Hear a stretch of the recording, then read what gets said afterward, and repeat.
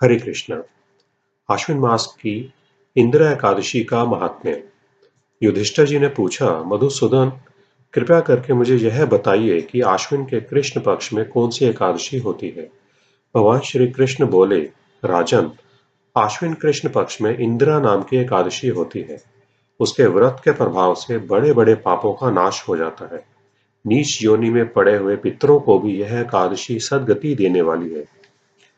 राजन, पूर्व काल की बात है। सतयुग में इंद्रसेन नाम से विख्यात राजकुमार थे, जो महिष्मतिपुर के राजा होकर धर्म पूर्वक प्रजा का पालन करते थे।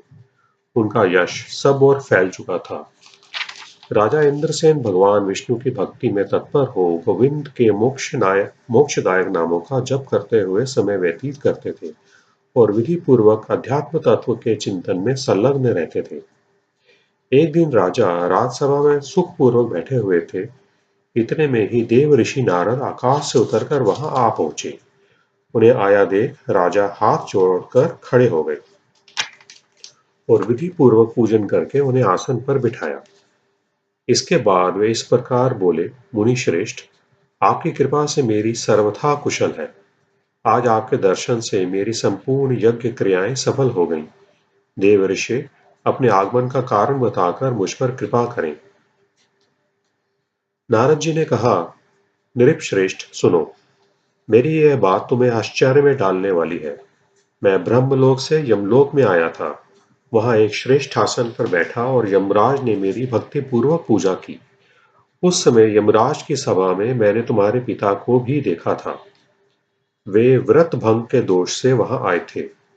राजन, उन्होंने तुमसे कहने के लिए मुझे एक संदेश दिया है, उसे सुनो। उन्होंने कहा है, बेटा, मुझे इंदिरा के व्रत का पुण्य देकर स्वर्ग में भेजो। उनका यह संदेश लेकर मैं तुम्हारे पास आया हूं। राजन, अपने पिता को स्वर्ग लोक की प्राप्ति कराने के लिए इंदिरा का व्रत करो। राजा ने पूछा, भगवान, कृपा करके इंदिरा का व्रत बताइए। किस पक्ष में, किस तिथि को और किस विधि से उसका व्रत करना चाहिए। नारद जी ने कहा, राजेंद्र, सुनो। मैं तुम्हें इस व्रत की शुभ कारक विधि बतलाता हूँ।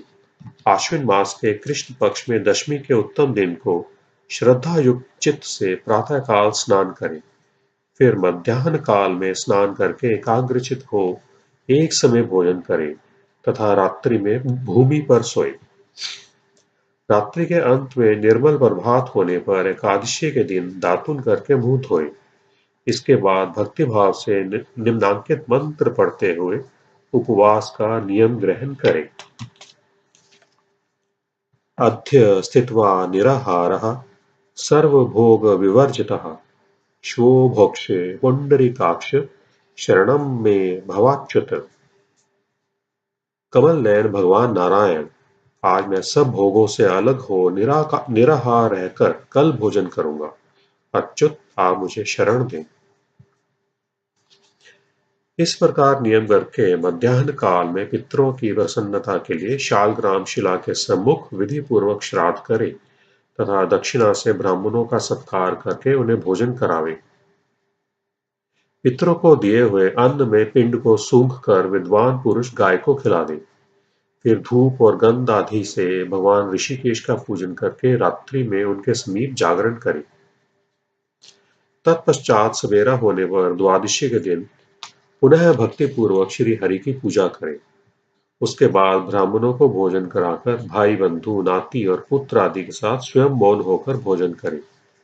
राजन, इस विधि से आलस्य रहित होकर तुम इंदिरा का व्रत करो। इससे तुम्हारे पितृ भगवान विष्णु के वैकुंठ धाम में चले जाएंगे। भगवान श्री कृष्ण कहते हैं, राजन, राजा इंद्रसेन से ऐसा कहकर देव ऋषि नारद अंतर्ध्यान हो गए। राजा ने उनकी बताई हुई विधि से अंतःपुर की रानियों, पुत्रों और भृत्यों सहित उस उत्तम व्रत का अनुष्ठान किया। कुंती नंदन, व्रत पूर्ण होने पर आकाश से फूलों की वर्षा होने लगी। इंद्रसेन के पिता गरुड़ पर आरूढ़ होकर श्री विष्णु धाम को चले गए और राज ऋषि इंद्रसेन भी अकंटक राज्य का उपभोग करके अपने पुत्र को राज्य पर बिठाकर स्वयं स्वर्गलोक को गए। इस प्रकार मैंने तुम्हारे सामने इंदिरा के व्रत का महात्म्य वर्णन किया है। इसको पढ़ने और सुनने से मनुष्य सब पापों से मुक्त हो जाता है। हरे कृष्ण, कृष्ण कृष्ण हरे हरे, हरे राम राम राम हरे हरे।